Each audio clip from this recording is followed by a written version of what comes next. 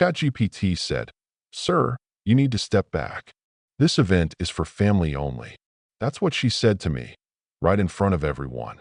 Her voice all sharp and rehearsed, headset pressed tight, black suit so stiff it looked like it could stand up on its own. Clipboard clutched in her hand like she was ready to whack me with it, if I even breathed funny.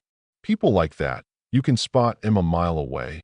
Rule followers, checklist tickers, not a hint of curiosity left in him.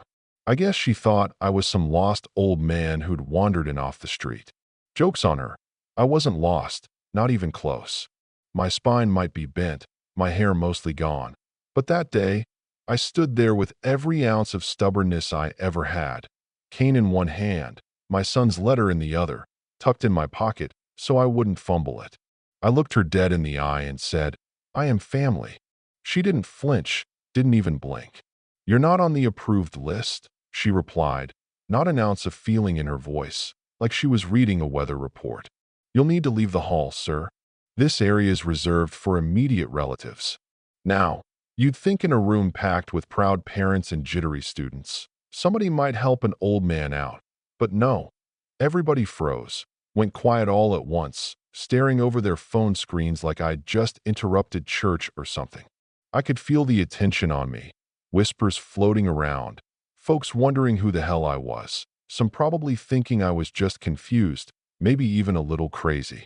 But I wasn't there for them. I was there for Jake, my boy.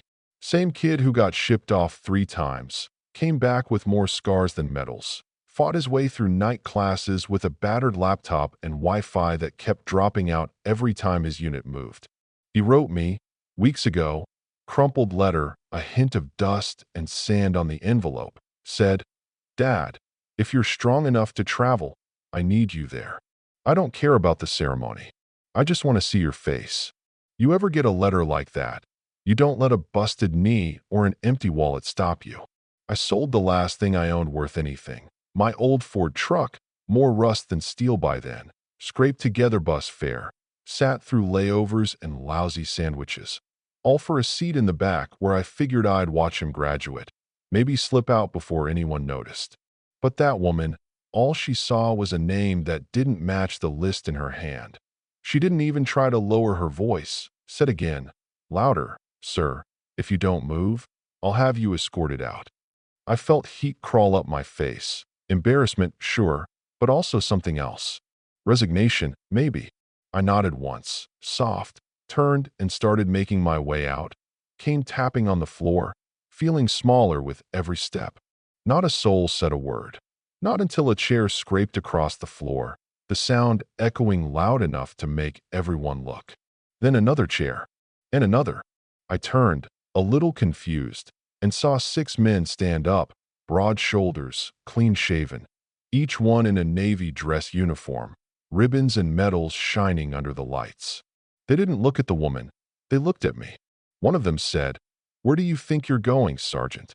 It hit me, hard, because I hadn't heard anybody call me that in years that I stammered. I was told to leave. The tallest one stepped forward, his posture stiff as a board but his eyes gentle. "Not today, sir. Not while we're breathing." Another stepped beside him, voice low, steady. "This man's son saved my life in Afghanistan. If this father doesn't belong here, none of us do." And right then, you could feel the room tilt. People started seeing me, not as a hunched old man with a cane, but as a father, a vet, someone who'd bled for the same flag stitched to the sleeve of my jacket, someone who'd raised a son strong enough to bring strangers together. Whispers started, then gasps. Somebody at the back of the room murmured my name like it was sacred, like a memory brought back from the dead. "That's Master Sergeant Harold Bennett. 3 Purple Hearts, Silver Star, Vietnam." The woman with the headset hesitated, for the first time all morning. Her clipboard dipped, her confidence flickered.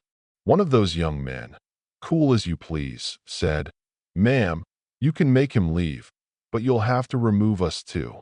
Stillness. Tension so thick you could feel it in your teeth. Then, someone clapped. Once, twice, slow and awkward. But it caught, row by row, until the whole auditorium was on its feet, the sound crashing over me like surf. My lips quivered. And I'll admit it, I'm not a man who cries in public, but right then, I felt something crack open. The last time I came home from a war, nobody clapped. Most folks just wanted to forget. But this was different. Strangers standing up, not because they had to, but because they wanted to. Right about then, a voice boomed out from the stage. My son, Jake, cap and gown, pride written across his face like a sunrise. He stepped off the stage, cut through the crowd like it was nothing, and grabbed me up in a hug that squeezed the breath right out of me. You made it, he whispered, and for a second, it was just the two of us again, like all those years ago when he was a boy and I still believed I could protect him from the world.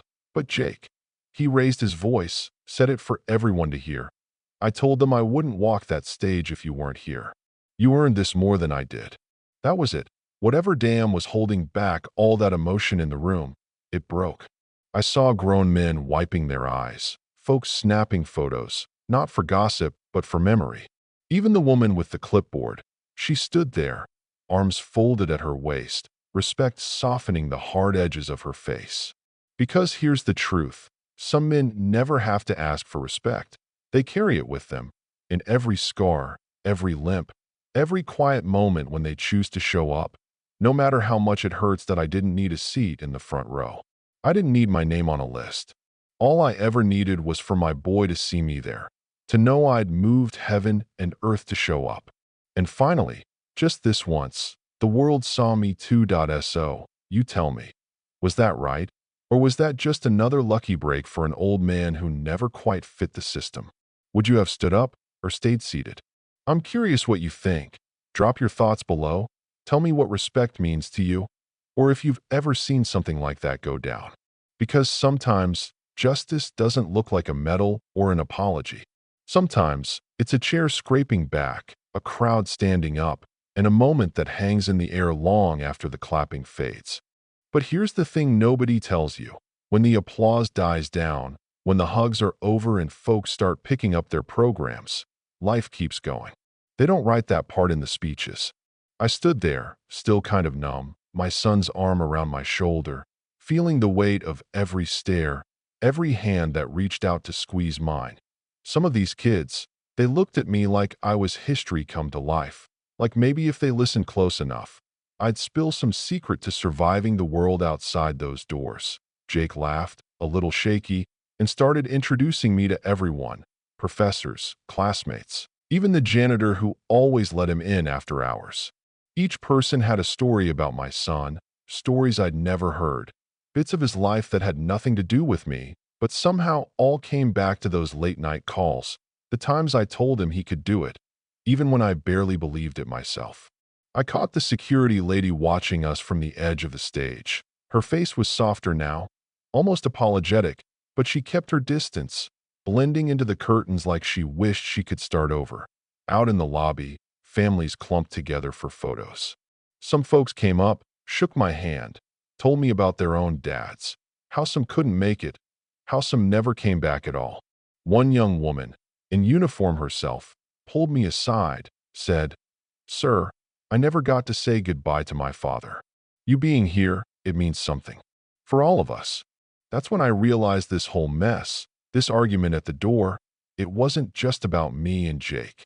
It was about everybody in that room who'd ever lost someone.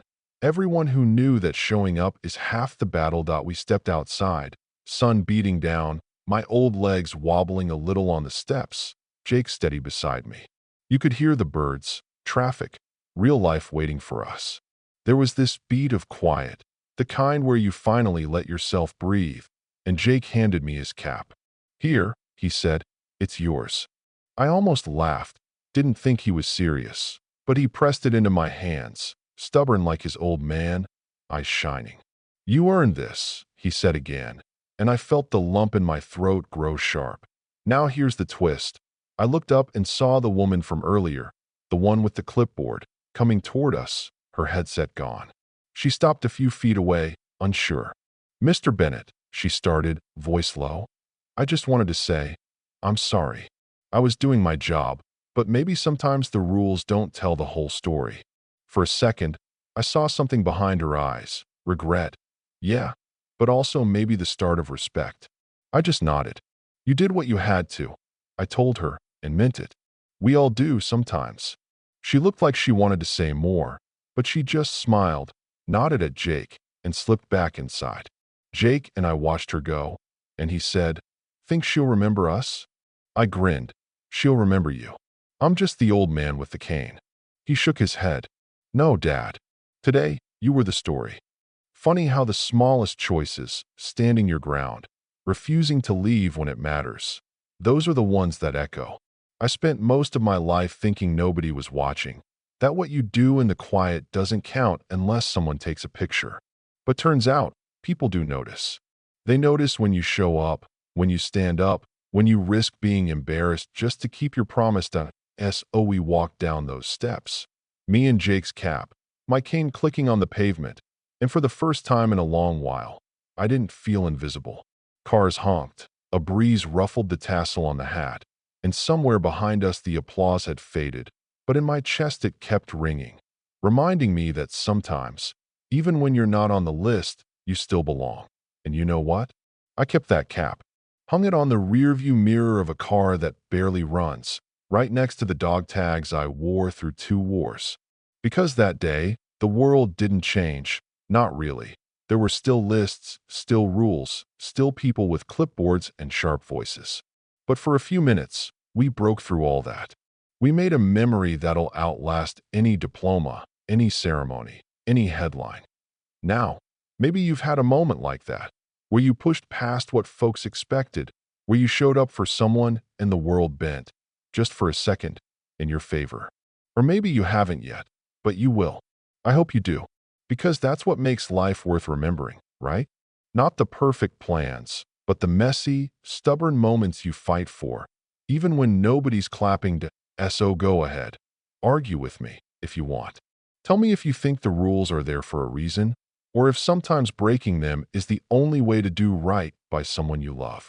I'll be right here, reading every word, cap on my head, waiting to see who's got the guts to stand up when it counts.